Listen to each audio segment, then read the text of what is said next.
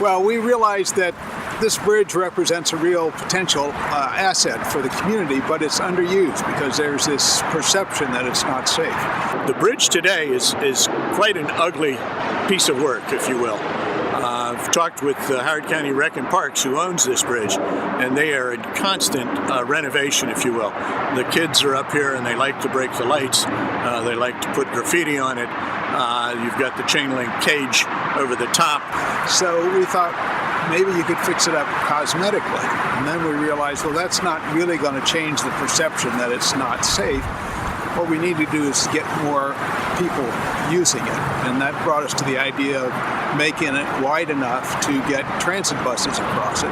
And that was a parallel with the effort that GGP has been going through with their master planning. And when reading their goals of their master plan, they talked about connections to Oakland Mills and to Wild Lake.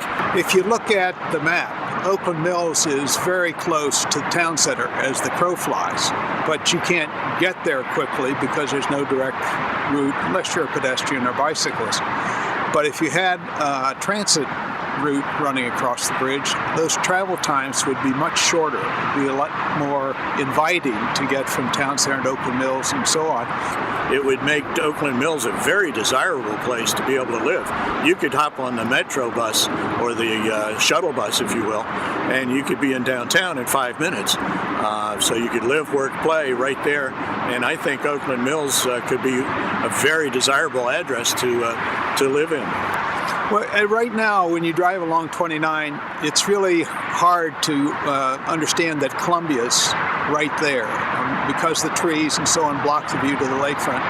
The only sign really of Columbia is the highway signs, Columbia, get off here. And there ought to be more.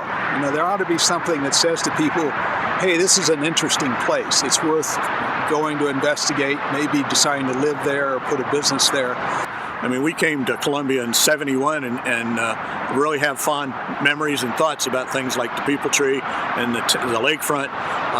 And then we have this bridge, which is frankly an eyesore. And if we could make that an icon, so when people drive up 29, they say, oh, that's Columbia. Look at that. That's a really neat bridge. That's the way it ought to be.